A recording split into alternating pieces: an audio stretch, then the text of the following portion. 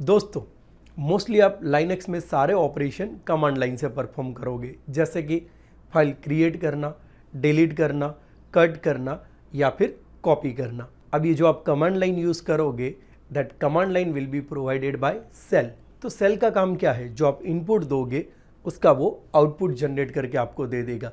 जैसे आपने कमांड दे दिया डेट, तो वो आपको क्या देगा? आउटपुट में आज की डेट प्रिंट करके दे देगा। अब लिनक्स में भी various type of shell available रहते हैं, जैसे कि bash shell, C shell, SH shell and ऐसे बहुत सारे अलग अलग सेल। बट आप मोस्टली सारे लाइनक्स डिस्ट्रीब्यूशन में देखोगे तो बेस शेल डिफॉल्ट रहेगा। Now what is terminal? अब जैसे आपको ये सारे कमांड रन तो करने हैं, बट उसके लिए लिनक्स में एक प्रोग्राम रहेगा जिसको बोलते हैं टर्मिनल।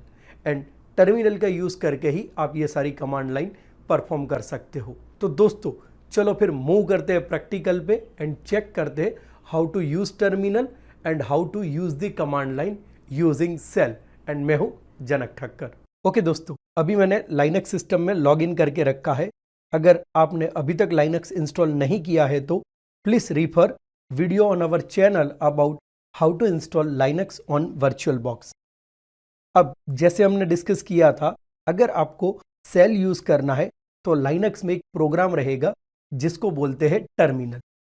अब टर्मिनल ओपन करने के अलग अलग वे है, तो मैं स्टार्ट करता हूँ सबसे फर्स्ट वे से। तो पहला वे कौन सा है? आपको क्या करना है, जो आपका डेस्कटॉप है उसके ऊपर जस्ट राइट क्लिक करना है एंड आप यहाँ पे चेक करोगे तो इट इज़ ओपन टर्मिनल। आपको बस यहाँ पे क्लिक करना है, ये टर्मिनल रहा आपके सामने। फिर आप यहाँ पे सारे कमांड्स लाइनक्स में रन कर सकते हो। अगर आपको टर्मिनल क्लोज करना है तो आप ये क्लोज बटन दबा सकते हो यहाँ पे, एंड मैक्सिमाइज करना है तो आप फिर यहाँ पे क्लिक कर सकते हो। तो अभी मैं क्लोज कर रहा हूँ और आपको बताता हूँ सेकंड वे। सेकंड वे, यहाँ पे आपको एप्लीकेशन में जाना है एंड अगर आप सिस्टम टूल में जाओगे तो यहाँ पे टर्मिनल रहेगा और आप यहाँ पे भी क्लिक करोगे तो टर्मिनल ओपन हो जाएगा। एंड अभी मैं इसको क्लोज कर रहा हूँ और यहाँ पे हम थर्ड वे देखते हैं। इसके लिए आपको क्या करना है, की प्रेस करनी है ऑल्टर F2 और यहाँ पे ये पूछ रहा है कि कमांड, और यहाँ पे मैं कमांड लिख रहा हूँ genome dash terminal and just enter. तो यहाँ पे आप देखोगे तो अगेन टर्मिनल ओपन हो गया। आप चाहो उस तरीके से टर्मिनल ओपन कर सकते हो। अब मैं थोड़े फॉन्ट की साइज़ बढ़ा देता हूँ ताकि आपको देखने में ईजी रहेगा, और यहाँ पे मैं प्रेस कर रहा हूँ control shift plus.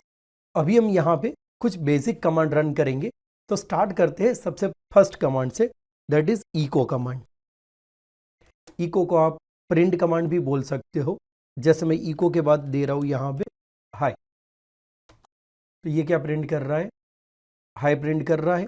Same way eco DevOps टेकलैब, तो अभी यहाँ पे ये प्रिंट कर रहा है डेवऑप्स टेकलैब। चलो फिर एक और कमांड से आगे बढ़ते हैं। यहाँ पे मैं कमांड दे रहा हूँ डेट। डेट कमांड क्या डिस्प्ले कर रहा है? वो आज की डेट डिस्प्ले कर रहा है। तो जैसे मैंने बताया था, आप जो इनपुट दोगे सेल में उस हिसाब से वो क्या करेगा, आपको आउटपुट देगा। एक और कमांड यहाँ पे देते हैं CAL। CAL मतलब यहाँ पे इसको बोलते हैं कैलेंडर। तो ये अभी करंट मंथ का कैलेंडर डिस्प्ले कर रहा है, अक्टूबर 2020। यहाँ पे आप कमांड में कुछ ऑप्शन भी यूज़ कर सकते हो। जैसे मैं यहाँ पे लिख रहा हूँ CAL-3, तो यहाँ पे आप देखोगे तो 3 मंथ का कैलेंडर डिस्प्ले कर रहा है, current month, last month and next month. तो that is September, October and नवंबर।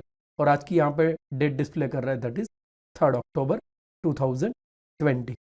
आप ईयर वाइज भी कैलेंडर प्रिंट कर सकते हो। जैसे मैं यहाँ पे ऑप्शन देता हूँ CAL-Y एंड यहाँ पे मैं ईयर देता हूँ 1985 फॉर एग्जाम्पल।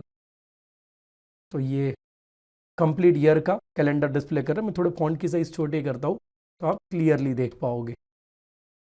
एंड यहाँ पे मैं मैक्सिमाइज कर रहा हूँ, तो यहाँ पे आप देखोगे ये ईयर 1985 का कंप्लीट कैलेंडर डिस्प्ले कर रहा है आपके सामने।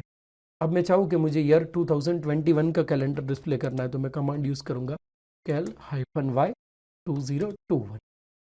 तो ये 2021 का डिस्प्ले कर रहा है। अब मुझे स्क्रीन क्लियर करनी है, तो यहाँ पे या तो मैं क्लियर कमांड लिख सकता हूँ, ठीक है, और एंटर करूँगा तो स्क्रीन पूरी क्लियर हो गई। यहाँ पे एक और ऑप्शन भी यूज़ कर सकता हूँ, अगर शॉर्टकट मुझे यूज़ करना है।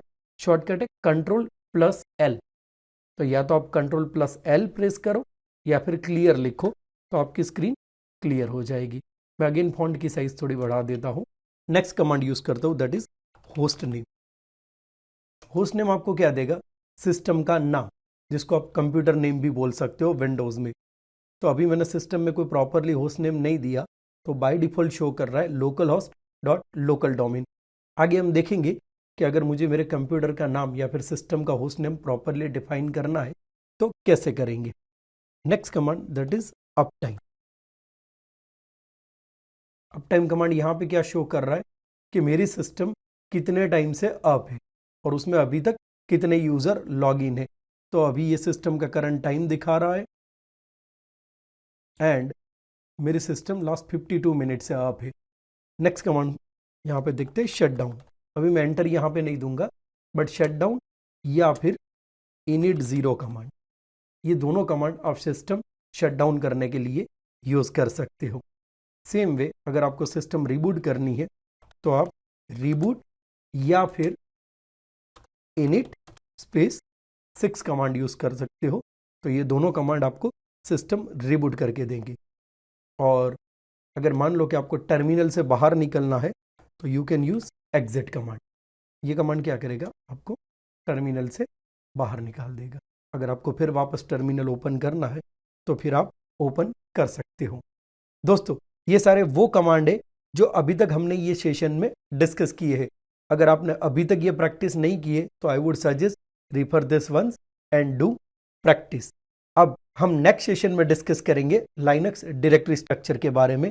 तो दोस्तों, अभी तक अगर आपने चैनल सब्सक्राइब नहीं किया तो subscribe this channel and be updated about our upcoming session. तब तक के लिए शुक्रिया, धन्यवाद, थैंक यू, जय हिंद।